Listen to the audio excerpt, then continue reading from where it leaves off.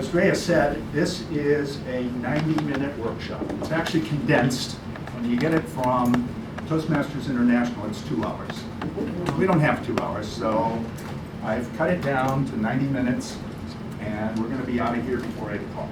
So hold me to it. You have in front of you a workbook. This is yours.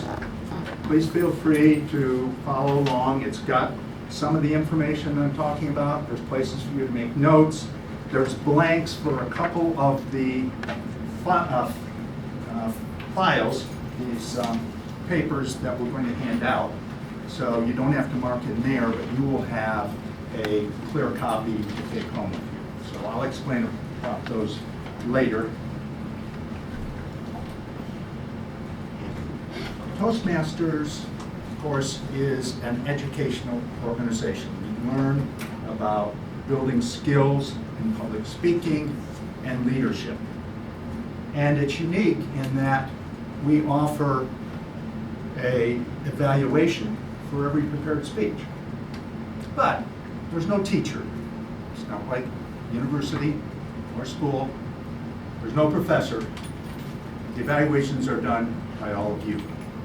So the better the evaluation, the better you know about evaluations, the better your evaluations will be, and the better the speaker will learn from you. So that's our idea tonight. I also have in front of you an evaluation sheet. This is the one we typically use. I would ask you at the end of the evening to make some notes. Again, grows for me about how you like the presentation, anything that you might suggest that we do differently in case we do it in the future. Okay?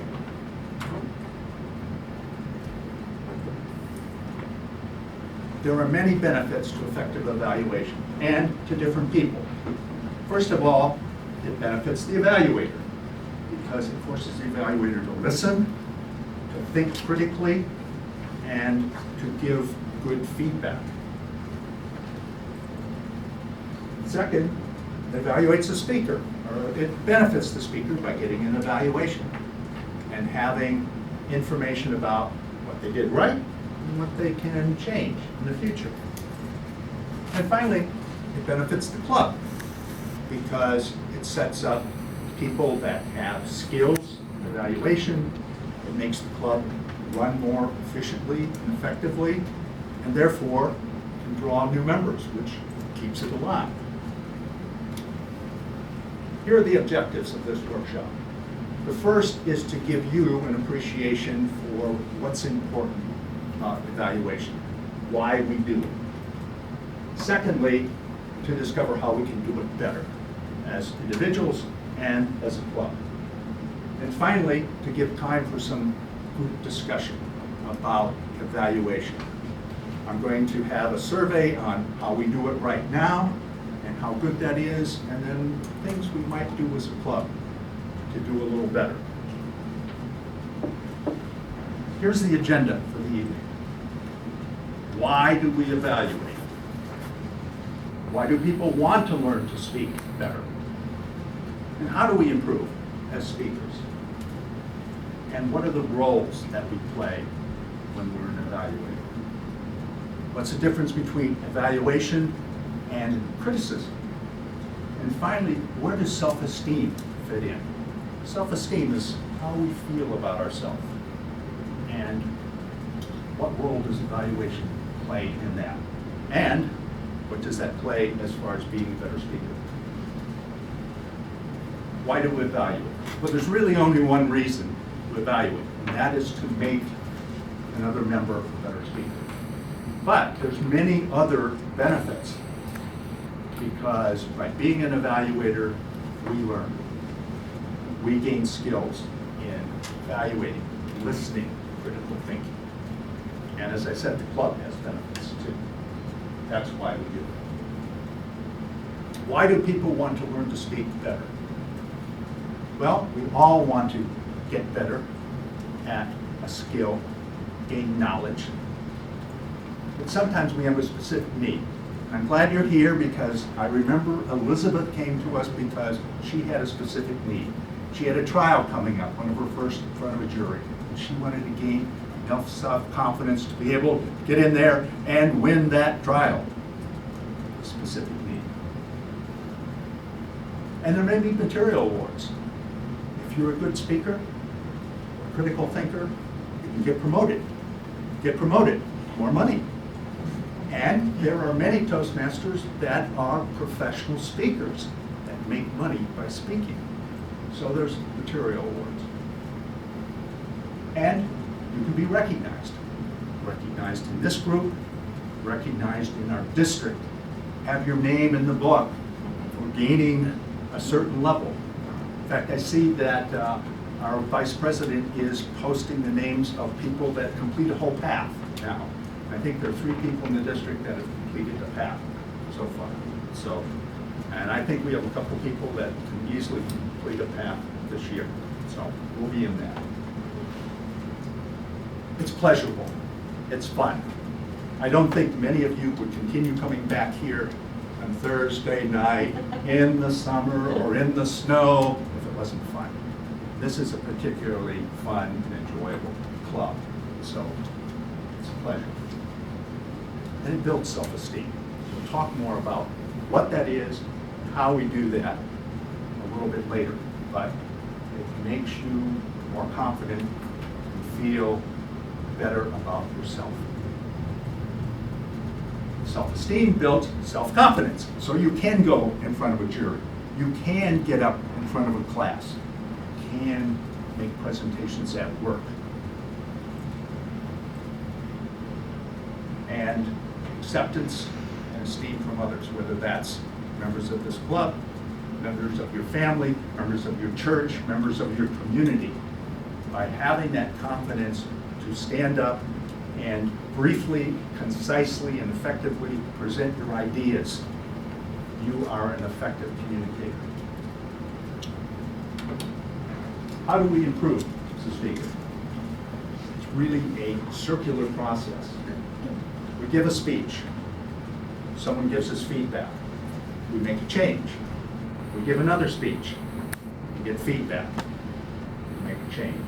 We give another speech, and it circulates. There's improvement.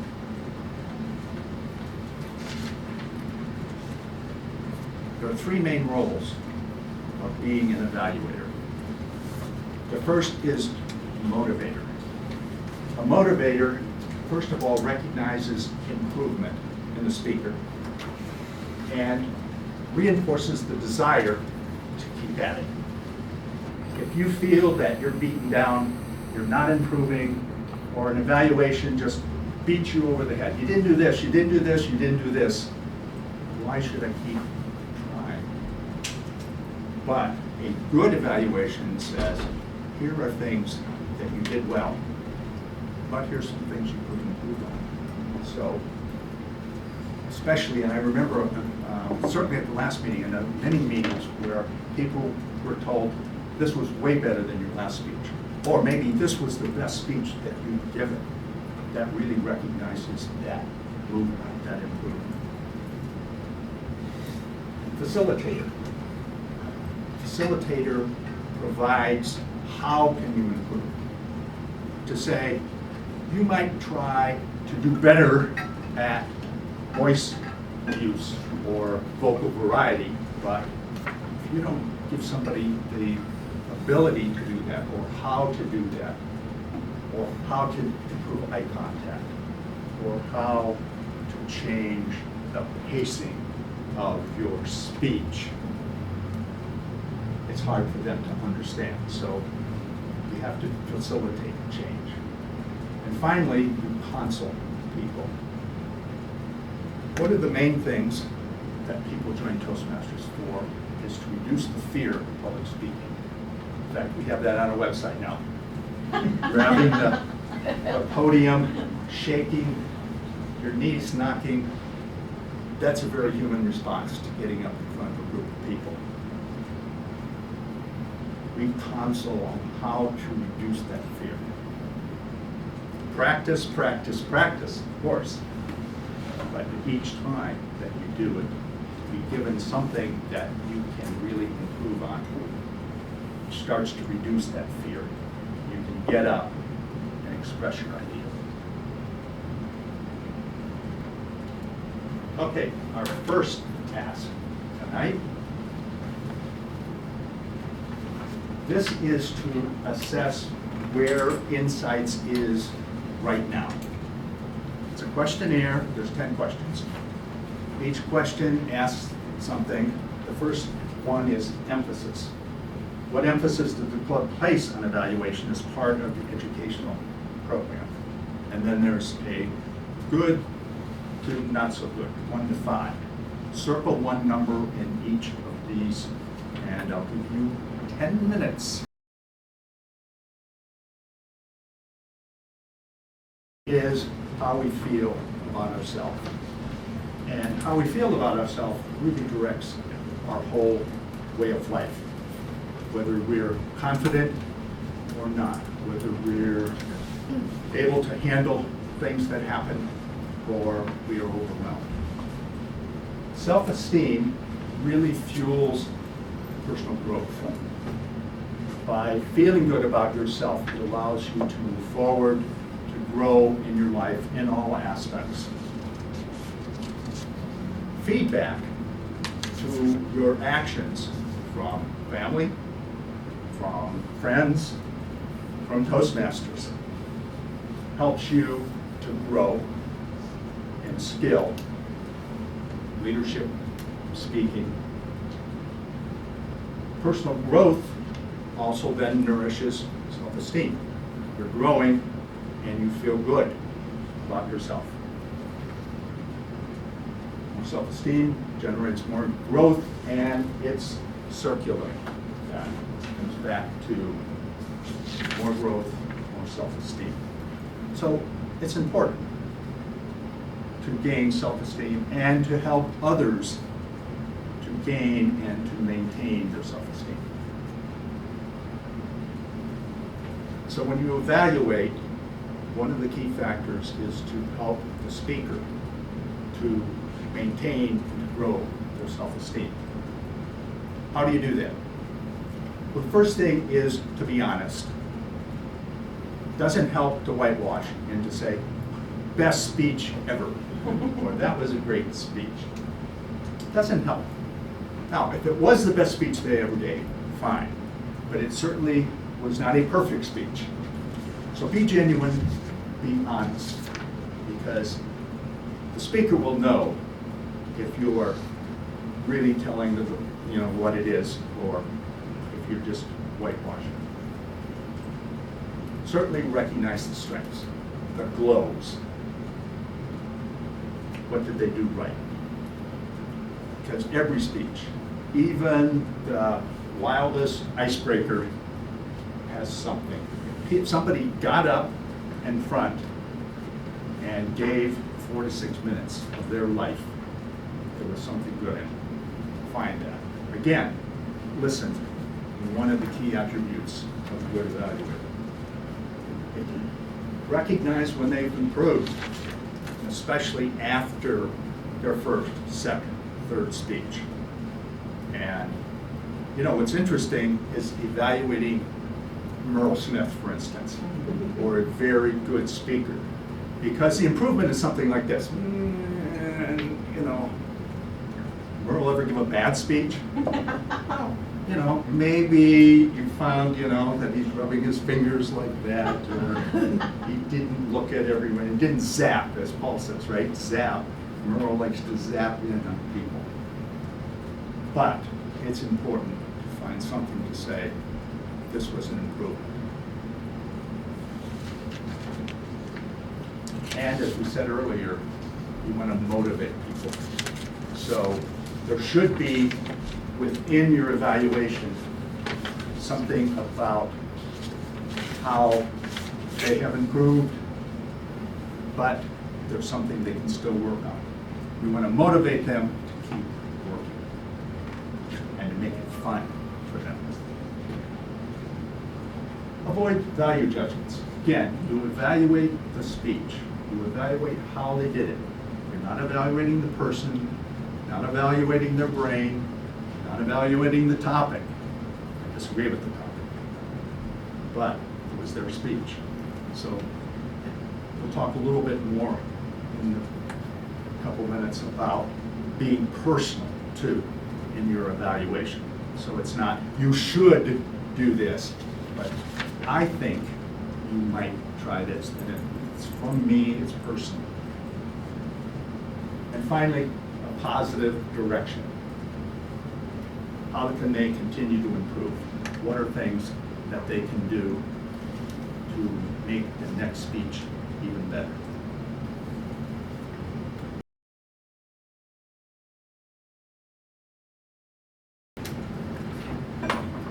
James, do we need tabulation?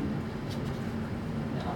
These won't always have the same number of responses because some people did not answer all of the questions, so.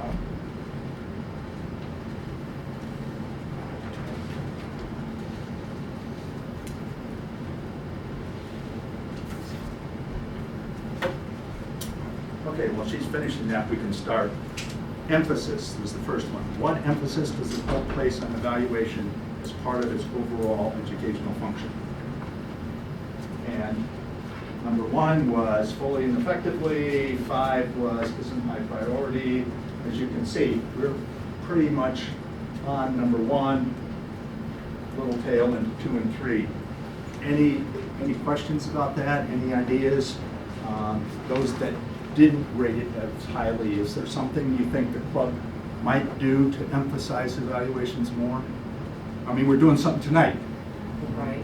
We're saying, hey, we should spend 1 meeting to talk about this. Standards. Does the club set high performance standards for evaluations? This is interesting because we've got about a 50-50 split between 1 and 3.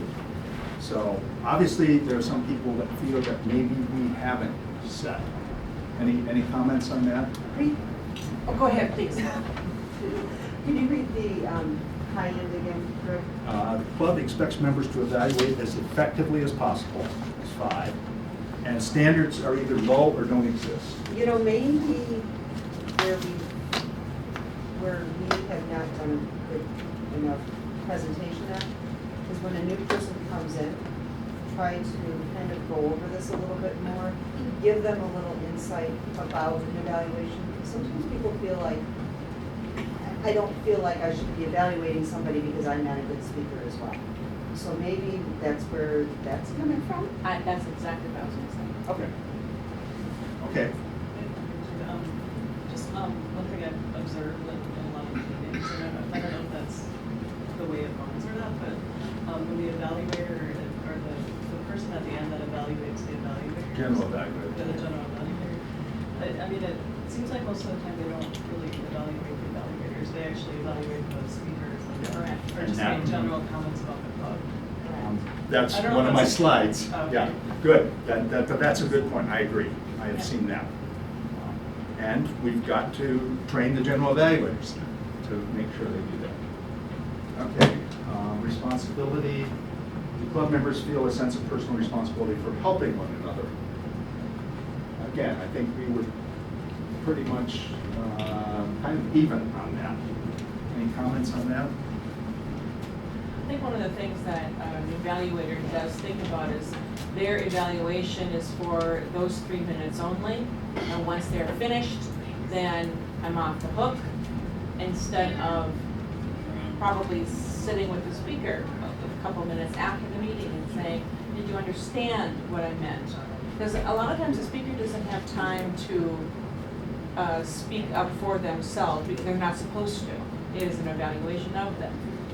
So probably maybe something in the future is the evaluator could meet up with the speaker towards the end of the meeting and say, do you understand what I meant? Yes. Is there anything that you would like to say? There isn't, in fact, I'm going to mention this, there is a type of evaluation where the speaker actually feeds back to the evaluator. Okay, good. So we don't use it, it takes more time, and maybe it's something I'll think about for more advanced speakers. Okay, benefits. The evaluation in the club make speakers feel rewarded. Seems like we're pretty high on that. To establish patterns of behavior inhibit evaluators. Evaluators feel positive, opening, and open. Yeah, I think we're pretty good on that. Methods, how do evaluators describe the shortcomings? Okay, this one we're a little tighter on. Evaluators focus on methods for improvements, or they generally present criticism focusing on what's wrong. That would be here. So we had a lot of people kind of in the middle. So maybe we aren't focusing enough on how to improve, which we said was very important. That's one of the things that is difficult for, I'm just gonna say this, for an advanced speaker to watch someone who's a beginning speaker, and let's say that, you know, you have a lot of grows to do. And for some of us, I personally am so focused on what to work on and how to improve that I forget to do the glows, because for me, it's just, yeah, you give good eye contact, whoopie ding, you know. How can you better present yourself? So that's something I have to learn. Yeah, that was probably for me. Make a note. Yes, make a note. Consideration, do evaluators carefully consider each speaker's personal goals? We had a lot more movement again here. And is that, now, we have the evaluator announce the goal, objective of the speech. So, and some clubs don't do that. So it's, I think, we feel it's important here, but obviously, do you feel that sometimes then the evaluator just disregards that? Gina? Well, I think consideration is more than just the goal of the speech. That's my thought on this one. Okay. Because I think it's also the goal of the person that joined Toastmasters. Why did they join? Did they join so that they could be better facilitators in their job? Or maybe not. Maybe that's not even a consideration when they give a speech. Like, I really want to improve it because I have to, you know, do a quick presentation at work. I don't know. I mean, maybe. I think it would help to know, in fact, I was thinking about making something like this kind of a grid, like why are you at Toastmasters? We have something like this, but not this easy, you know, to find out why people are here. Is it because they're shy and they just want to be able to make new friends? Is it because it's a work thing? Well, Toastmasters now, I think, is really emphasizing the leadership too, because I think they feel that that's what millennials want. They want something that's going to help them move ahead at work. And just public speaking, you know, maybe that's, you know, not as important to them. So, Angela?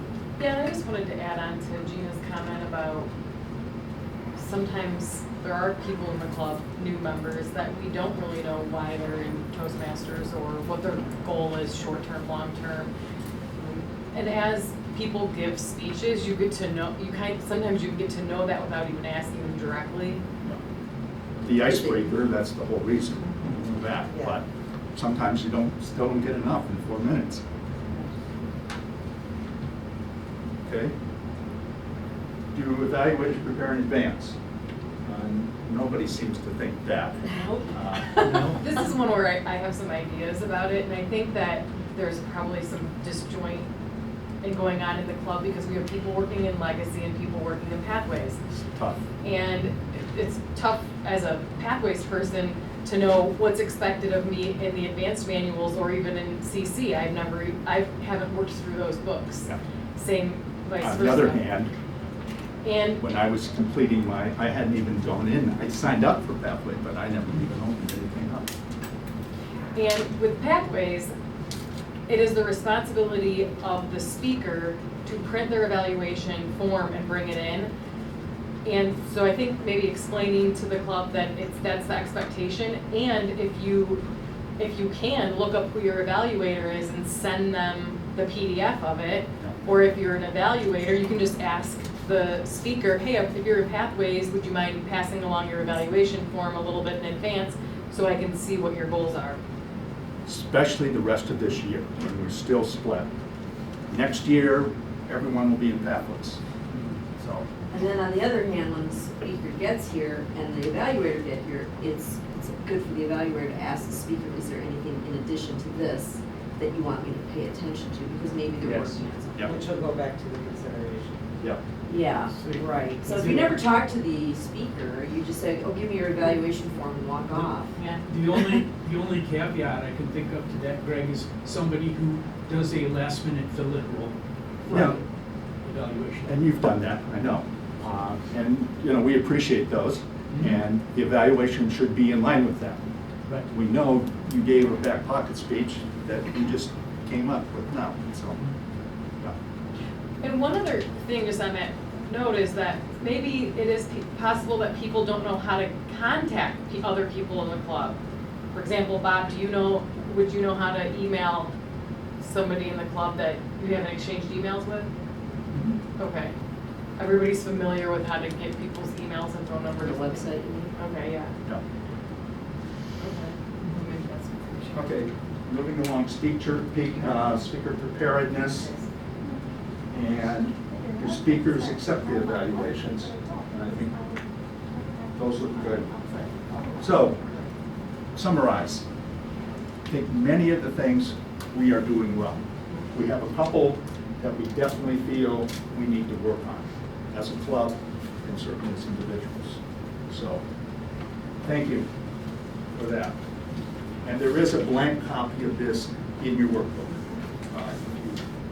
If you want to use that for anything else in the future. So now that we've gone through that, how do we build this climate of evaluation support within the club?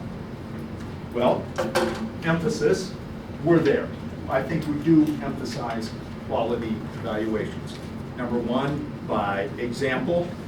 I think certainly most of the evaluations I hear are good evaluations, so we model them. This was, I think, how do we know what someone's goals are? We have to become better acquainted.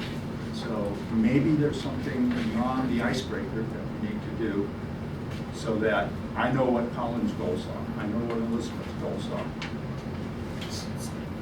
Because I'm a member of the advanced club, and there's a member there that says, I don't really care about public speaking. I'm in this for the leadership. I have had 2 promotions since I've been a Toastmaster because I have gained leadership skills in my club area. Well, she's now a district officer. So there. If she didn't say that, I wouldn't know that. Assign the evaluators when assigning the speakers. We do that right now. And that should allow communication. Yeah. Encourage dialogue between the speakers. Yeah. Well, that's maybe a good point for the VP. When I send the notification on Thursday or Friday to all the speakers, maybe I should include their evaluators and let them know, here's where you're pairing up with. That's a good idea. Yeah. Okay.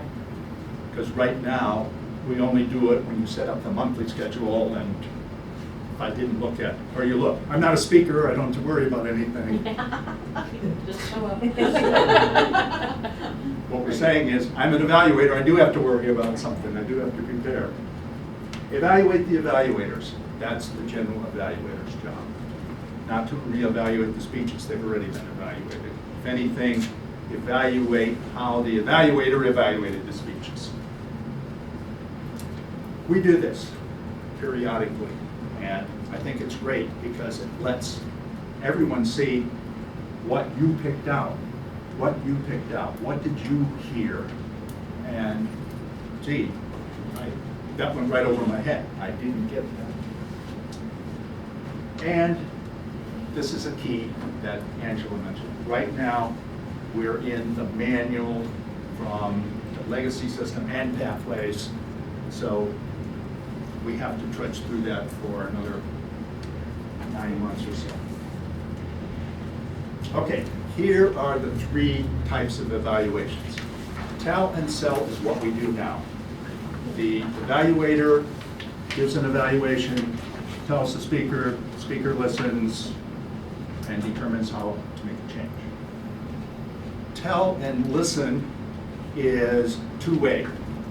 The evaluator makes an evaluation, and then the speaker responds, and they can set up two-way conversation so that the evaluator makes sure the speaker is understanding, and the speaker is maybe giving some insight into what they were talking about, why they were doing what they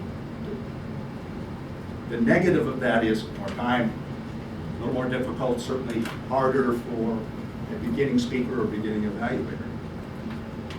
The last one, which they call problem solving, that is an evaluator that actually helps the speaker do their own evaluation.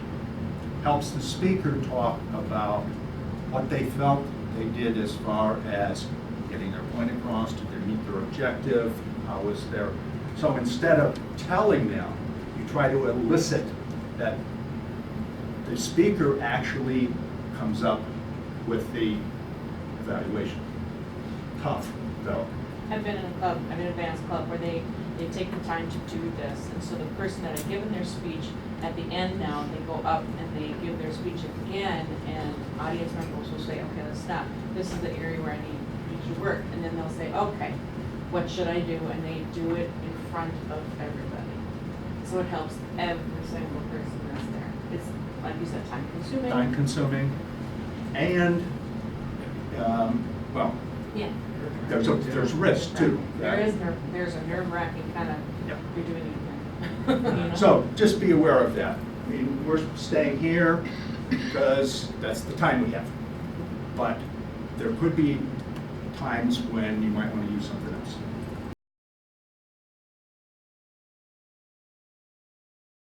Be aware. Okay, here's where, as we said at the Goodrich, where the rubber meets the road. 10 behaviors of effective evaluators. First, show that you care. Suit the evaluation to the speaker. The level of speech, the kind of speech. Was it inspirational? Was it just informational? Was it a very emotional speech? Learn the speaker's objectives. Again, we've said that before. And maybe not only the objectives for the speech, but their objectives for being in Toastmasters. So that you can say, you know, your objective is to get promoted, you know, learn leadership. So how are you doing on that? Maybe the speech was great, but you know, you're not a club officer. You aren't doing any leadership. Listen actively. The only way you can evaluate effectively is to listen. And personalize your language. Okay, I'm going to go into this a little bit because it's kind of what we talked about before. Personalize it from the standpoint of I. This is from me. My reaction was, it appeared to me, instead of, you should have. You failed to, your opening was, you didn't do this. Because that's a lot easier to accept. I suggest, I think you might try this in your next speech, or a technique I have found. So you're saying, this is coming from me. Rather than, again, you should, you must, you could. Good speakers do it this way.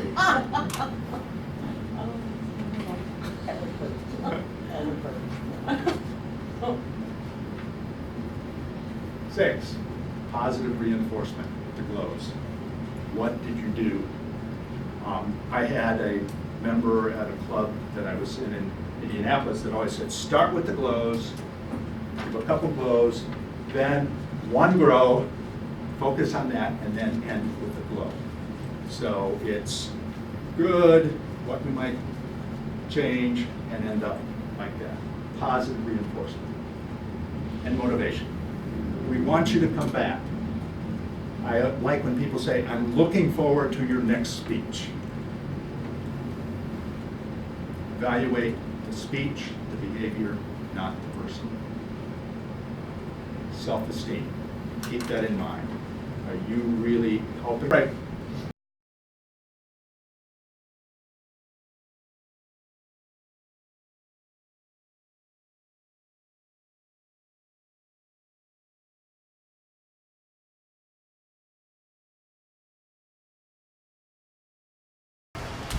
All right, so he'll be doing his icebreaker tonight for 4 to 6 minutes, I believe. The purpose of this project is for the member to introduce himself or herself to the club and learn the basic structure of a public speech. Now, Jeremy's speech title is incorrect on your program. It should say, "Here I go again, on my own, crossed off, with your help." But I don't know if I did that any justice. But, okay. Speech introduction is Jeremy's been in Toastmasters longer than he cares to admit, and recently finished his CC manual. In his off season, he supported his kids with lacrosse and baseball, and he's back energized and ready to attack the visionary communicator path. Jeremy's last speech acknowledged the power of our Toastmasters Club and individual members in creating the environment in which we change and improvement is possible. You may have thought we got rid of him, but he's back. No coincidence that it's a potluck day either. Please welcome Jeremy. What comes to mind when I say team sports? Football. Football? Cross. Softball? Yeah, lacrosse? Golf. Golf, sure. Always one. Sorta, kinda. What about public speaking as a team sport? Team sport. It's not usually the thing you think of when you think team sports, right? But let's think about it that way. Well, what if it was a team sport? Remember when back in grade school when you got to present as a little group up in front of the class? How great was that? You got all your buddies there with you. If you forgot the words or got nervous, your buddy filled in for you and had each other's back. That was amazing. Why don't we bring that back? This whole individual public speaking thing, it's for the birds. Bring back the group public speaking. That would be great. Unfortunately, that's not really how it works, is it? So we have to deliver speeches on our own. That's just the way it is.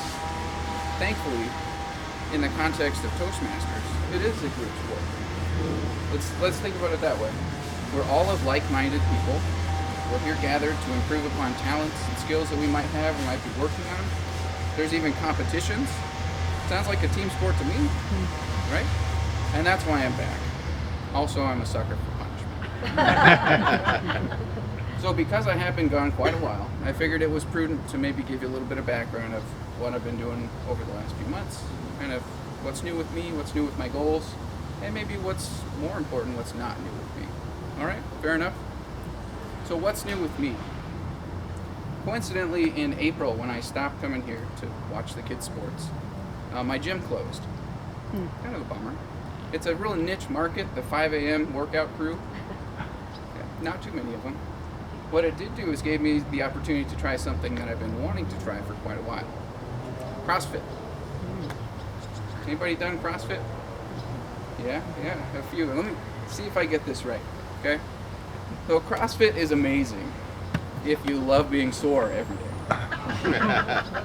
CrossFit is great at pointing out just how out of shape you are. And CrossFit is tremendous at showing you exactly where you lack mobility. But it's also quite a challenge, and it's kind of a lot of fun. Now, on the mobility side, naively I thought going into CrossFit there was one kind of squat. You know, your normal, it turns out it's called a back squat, bars on your back. I got that, that's okay. There's also some other ones, a lot of fun. You got a front squat, little modification on that, no big deal. Front squat is great for blowing out the front end of your legs and making sure when you go upstairs and you're in pain, when you come back down them, yeah, you're in pain also. Amazing. Fun, tricky little things. Then you got air squats. Sounds real fun and kind of easy going. Yeah, for about 5 of them, that's the case. Do a few hundred of them, not so much. Then my favorite, this real gem. They call it an overhead squat. Yeah, you know that. Yeah, overhead squat. Sounds easy. No, because there's this thing called mobility that I don't have. So your shoulders should come back because you've got to balance the bar when you squat. And if your shoulders don't go back, then instead of working with the normal bar that people respect, you have to go down to the baby bar, like I had to, it's really humbling. It's really a bummer. But you work through it and you improve, and that's the kind of thing that I like. So, what's new with my goals? Let's go into my work life a little bit. So, at work, my goal is to take my boss's job. Not in like a weird, sadistic, kind of evil way, I promise. We've had talks about this, and he said, look, Jared, in this new role, I want you to be able to be ready for it. Be prepared. Be ready to take my job when I find something that's bigger and better. Yeah, that sounds good. So what this job needs that I don't have yet is a great communicator.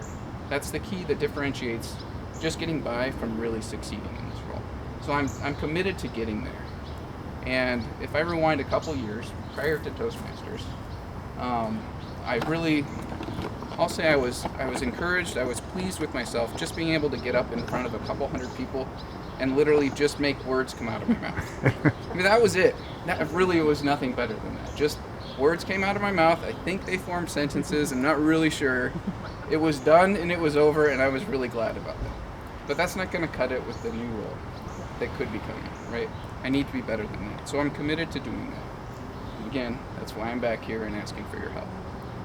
So maybe take a step back in terms of what hasn't changed, because sometimes that's just as impactful. I still am happily married. My wife and I just celebrated our 13th wedding anniversary this month. My kids are still 11. They were 11 in April. They're still 11. Luckily, I don't think they had a birthday in there. And still suck at communicating, so I'm working on that. That hasn't changed, but it's all good. That's why we're all in this journey together. So if I can wrap it up here, to summarize, some things that I'm working on, some things that have changed, some things that I'm trying to do better to line up with goals. That's why we do this team sport thing that we call Toastmasters. And I really believe that, and I'm, again, thanking you for your support over the years. I think it's been 5 years now, Greg. We're kind of talking about that. So I'm asking in anticipation for the next couple of years, because I'm sure it won't be fast, for your continued support in this Pathways thing on visionary communicator. Thank you.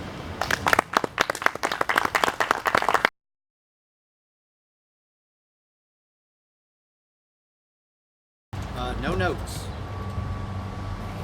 That's good, especially for an icebreaker. Fantastic. No notes. Love your use of humor. You're really comfortable with it, and I love the way you melded that into your speech. And another thing I liked is you were up here, and I think you sensed that the audience was way back there, and then you were competing with a weed whacker. So you went right here. You still felt like you were a little farther away from it, and you went right here. But you did it in a very smooth, effective way, and it brought you closer to the audience. And I love the way you did that. It was so smooth, and it felt very intimate with the audience.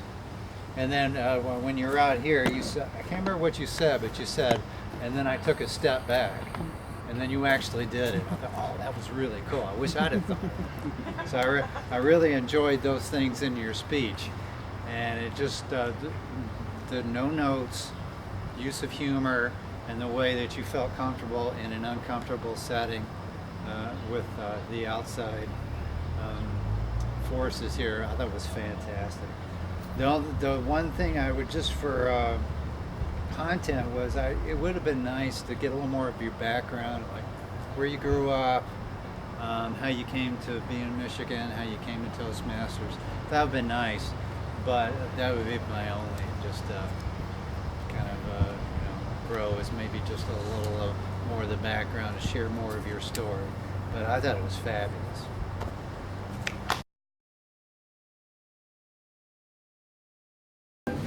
All right, so you were evaluating Jeremy's speech. What did you think? What was good? What blows? I thought it was an excellently prepared speech. Okay.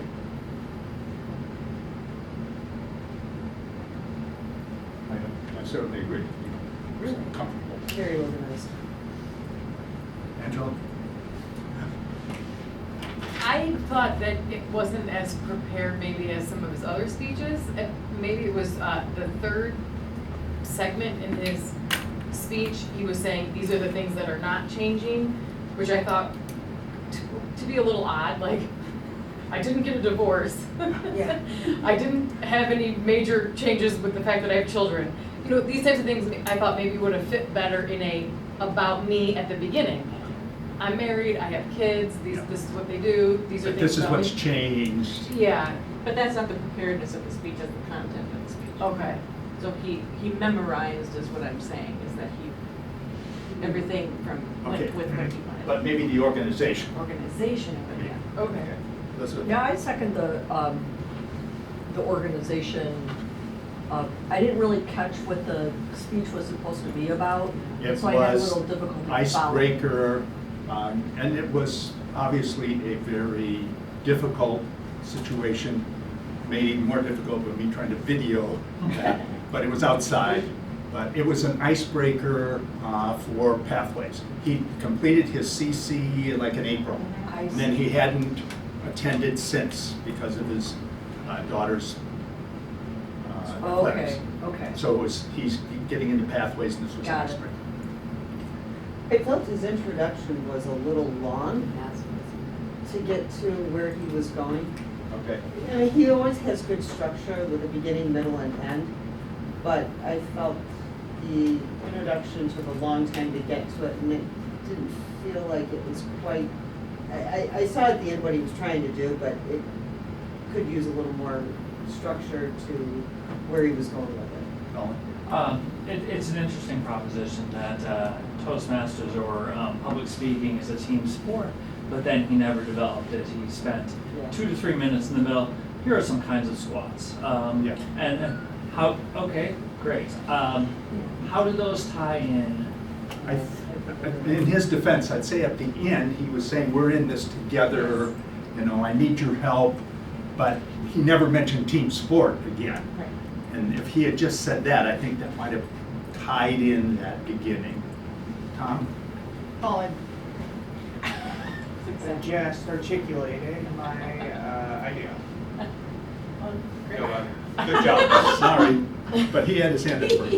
I did like how he opened it with a question that got you thinking, got the audience engaged, Okay. and he did use humor throughout, which I always enjoy about Jeremy's Okay. speeches. Audience engagement. And the fact that it did move up rather than stay on the porch Yeah. helped because we couldn't hear anyway. Yeah. Noise. The one thing I wrote down for a grow for him was the use of his voice. He has a tendency to stay stagnant. Kind of engineering like. Yep. Those darn engineers. We had needed 10 theater programs. Lack of variety. Speaking Exactly of that, that. The rest would work on that. I did notice that Jeremy's getting a lot more emotive, like showing much more expression than he Yeah, used to. Yeah.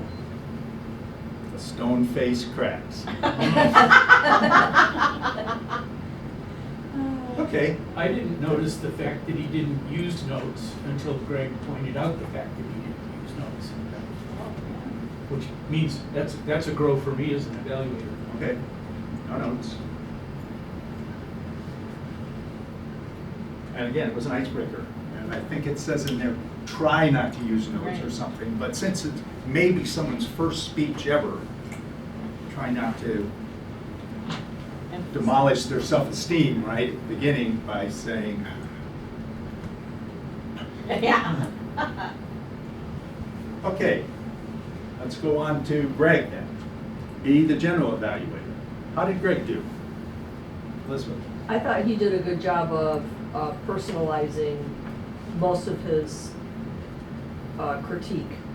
So Okay. he said, I thought this, or I thought that, I found this to be. It said, this is just, you might do this, but that's just my Right. opinion or something. Right. Yeah, good. His blows were extensive. It was nice that he started with humor, you're comfortable with the audience, I enjoyed listening, and he only really had one grow, which I disagreed with, but. What was it? I forget. It was he wanted more of the background of why, Oh, and yeah, that wasn't yeah. his point. The point was why he was there. Gene? I felt because the GROW focused on the content of that particular speech, it might not be helpful in the next speech.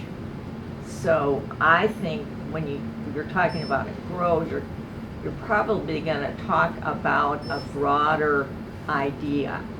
Seems like she's been in Toastmasters before. No, I'm an English teacher. Freshman comp teacher. That's probably talking about Nothing doing. content isn't that Oh, important let's at that see. point, you know, it's more about. Still recording. Okay. Good. I missed that, Gina. I don't think talking about content is very important when it comes to evaluating. Well, unless the content is way off base or something, but to add content, I don't know, unless you're saying, you know, maybe you could develop your conclusion better or something like that. Right. Rather than, oh, you should put this in your speech. Yep. I don't know that I that's. I mean, I have heard, though, it's often positive to say, you try to do too much. You should have Right. tried, which is maybe less about the particular content, but sort of how you took it. How you And, organize. Yeah. So, I don't know, you might have said, I don't know, it is content, certainly, but it was the only thing he could find. That's true. That's true. I would have liked him to kind of had a stronger ending to it because he kind of rushed himself off the podium or stage. He was like, okay, this is it, I'm done. It needed to be a little more solid, looking more at Jeremy, giving him, making that eye contact on his part, that he was actually talking to him instead of, and I don't know where Jeremy was because I couldn't see that in the video, but he did look very rushed at the end, and I would have liked it to be a little bit more solid. I'm gonna piggyback on that. I think all of our evaluators have a hard time concluding their evaluation. Lord, yes. Yeah. Closing is the hardest To pick part. up Colin's point, if he had said, this is a team sport, and the insights is behind you, That would have something like been that. lovely. Yeah. That would have closed it, that would have tied into Yep. his opening. Yeah, That's excellent. yep. It just didn't feel like it. I mean, that may be something we all could work on, is better closings in our evaluations.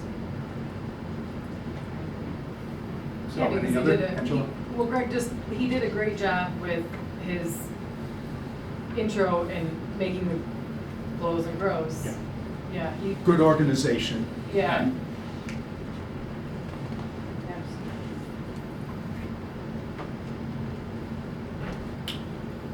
Right, let's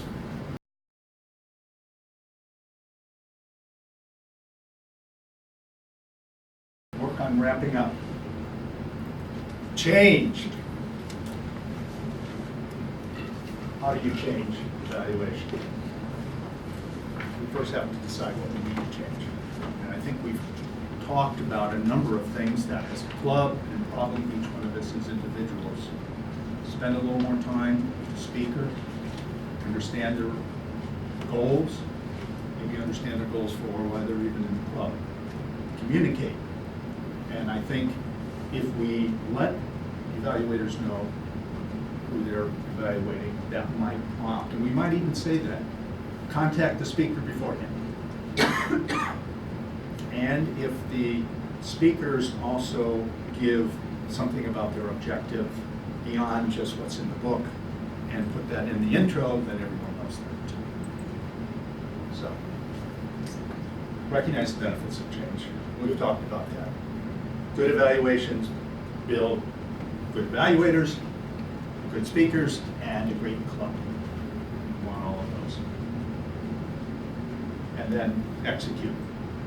Plan and execute.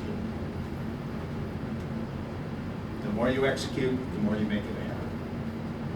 And habits. And don't stop improving. That's the workshop tonight.